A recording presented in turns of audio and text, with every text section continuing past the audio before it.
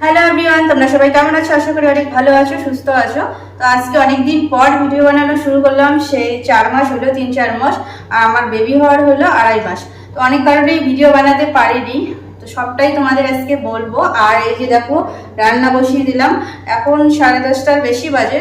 তো তাড়াতাড়ি করে রান্নাটা বসিয়ে দিলাম। সবারই সকালবেলা ব্রেকফাস্ট শেষ, আর আমি এখনো খাইনি। তো দুপুরে যে রান্না বসিয়ে দিলাম, আর একটু পরেই চা করে খাবো। সকালবেলা যেহেতু আমি কিছু ভাতেই খাই, কিন্তু আজকে যেহেতু রান্না হয়নি এজন্যই খাওয়া হয়নি। তো চা খাবো এখন। আর এখন যেহেতু বেবি হওয়ার পরে সব কিছু খাওয়া যায় না, অনেক বেছে বেছে খাইতে লাগে। আর আমার পাশাপাশি একটা কাকিমা ভাত সবজি দিয়ে গেছে, কিন্তু ওই সবজি দিয়ে খাওয়া যাবে না নাকি। আমাদের মিষ্টি কুমড়োর সবজি দিয়ে গেছে, মিষ্টি কুমড়োর সবজি নাকি খাওয়া যায় না, তো এই জন্য খাবো না।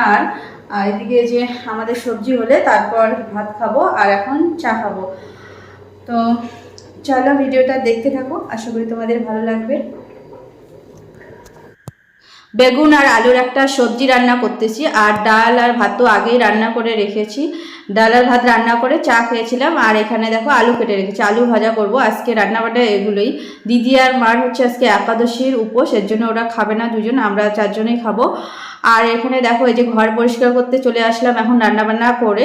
আর ঘর তো অগোছালো হয়েছে। আগে তো ঘর যেরকমভাবে পরিষ্কার করে রেখেছিলাম ওরকমভাবে ছিল। এখন বাচ্চার কারণে ঘর বিছানায় অনেক কিছু দেখো, প্লাস্টিক অনেক কিছুই রাখতে লাগে। আর সবসময় পরিষ্কার পরিচ্ছন্ন বেশি রাখতে লাগে, কারণ যেহেতু ছোট বাচ্চার জন্য সবসময় তো পরিষ্কার পরিচ্ছন্ন আরও আগের থেকেও বেশি রাখতে লাগে।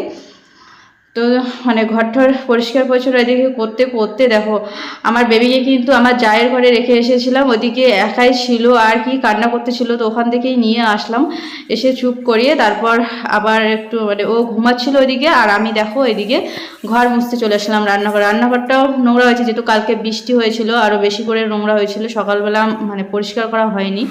তো রান্নাঘরটার এদিকে পরিষ্কার করে নিচ্ছি। পরিষ্কার পরিচ্ছন্ন করে তারপর আবার বেবিকে স্নান করাবো না, আজকে যেহেতু সর্দি লাগছে। গুড ইভিনিং বন্ধুরা।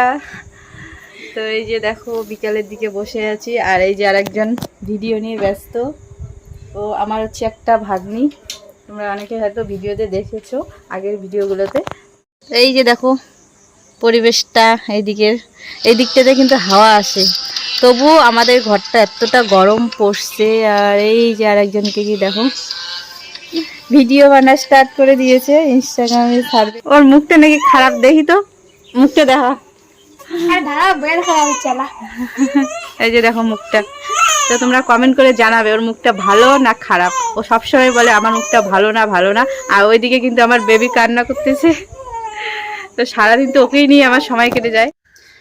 তো বন্ধুরা, তোমাদের তো বলেছিলাম যে এতদিন কেন আমি ভিডিও বানাতে পারিনি। তো যখন আমি প্রেগনেন্ট ছিলাম তখনও আমি 2 মাস ভিডিও বানাতে পারিনি, যেহেতু আমার সারা শরীর ব্যথা ছিল, আর আরও অনেক প্রবলেম দেখা দিচ্ছিল বেবি হওয়ার আগে 2 মাস। তো এর জন্যই আমি ভিডিও কন্টিনিউ করতে পারিনি। আর ভেবেছিলাম যে হয়তো বেবি হওয়ার পর ভালো ভালো ভিডিও বানাতে পারবো, কিন্তু বেবি হওয়ার পর আরও অন্য সমস্যায় পড়ে যাই। যেদিন আমার বেবি হয় তার পরের দিন থেকেই এত পরিমাণে কান্না শুরু হয় বেবির, কারণ কান্না থামেই না। ভেবেছিলাম হয়তো, আমি যখনই ডক্টর দেখতে আসে, দিনে 2বার করে দেখতে আসে, দিনে একবার রাত্রিবেলা একবার, আমি বলি যে এরকম এরকম প্রবলেম, কিন্তু ডক্টর বলে যে বেবিরা কান্না করে এরকমটাই। তো তারপর ওরকমভাবেই আমরা বাড়ি চলে আসি। তো বাড়ি এসে তারপর তো রাত্রিবেলা তো সারা রাত্রি কান্না করেই কেটে যায়, আর দিনের বেলা একটুখানি ঘুমায় আরও কান্না করে। তো দিনের বেলাটা ঘুমায়, কমই কান্না করে, রাত্রিবেলাটা বেশি, রাত্রিবেলা তো ঘুমাইতে দেয় না। তো অনেকেই অনেক কথা বলে, কেউ বলে যে বাচ্চাটার কোনো প্রবলেম আছে শরীরে, হয়তো পেট ব্যথা করে, এটা ওটা বুঝতে পারো এরকম হলে অনেকে অনেক কথা বলে। তারপর আমরা ডক্টর দেখাতে নিয়ে যাই, 17 দিনের দিন ডক্টর দেখাতে নিয়ে যাই। তার মধ্যে তো কন্টিনিউ এরকম ছিল, কান্না কম ছিল না।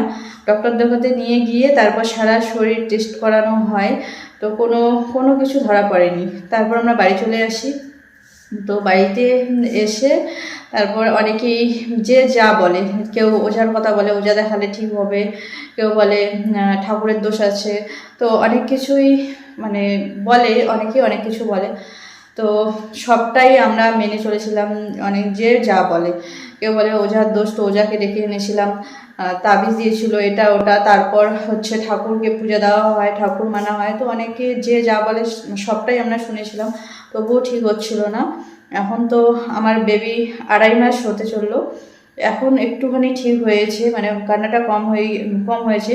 বুঝতে পারো এরকম অবস্থায় ভিডিও কি করে বানাবো আমি, মানে ঠিকভাবে খেতেও পাচ্ছিলাম না, ঘুমাতেও পাচ্ছিলাম না। তো এইরকম অবস্থায় ভিডিও বানানো তো অসম্ভব, নিজের শরীরটাই ঠিক রাখতে পারছিলাম না। তো মানে এই প্রবলেমের মধ্যে আমি এতদিন ছিলাম, যে কারণে আমি ভিডিও বানাতে পারিনি।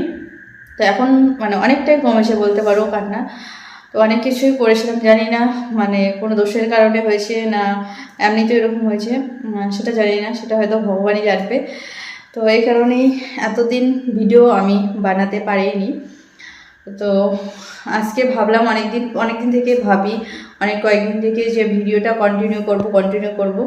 তো আজকে মানে সাহস করে সকাল থেকে ভাবতেছি, কালকে রাত্রে থেকে যে ভিডিও আজকে থেকে শুরু করবই। তো সকাল থেকে শুরু করলাম, তো সেরকমভাবে সারাদিন করতেও পারিনি।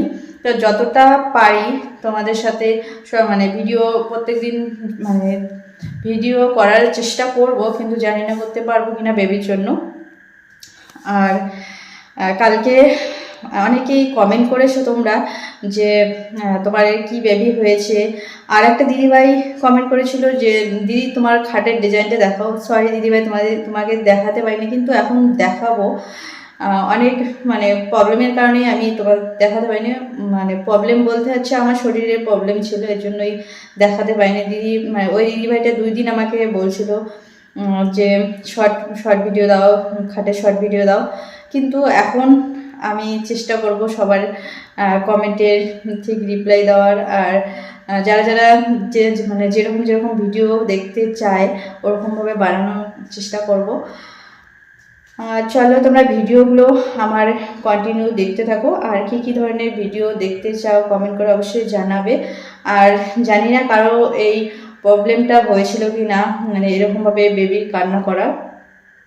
তো কারো যদি হয়ে থাকে কীরকমভাবে ঠিক হয়েছিল তো কমেন্ট করে আমাকে জানাবে। আর ভিডিওটা আমি এখানে শেষ করতেছি, কালকে আবার দেখা হচ্ছে নতুন কোনো ব্লগে।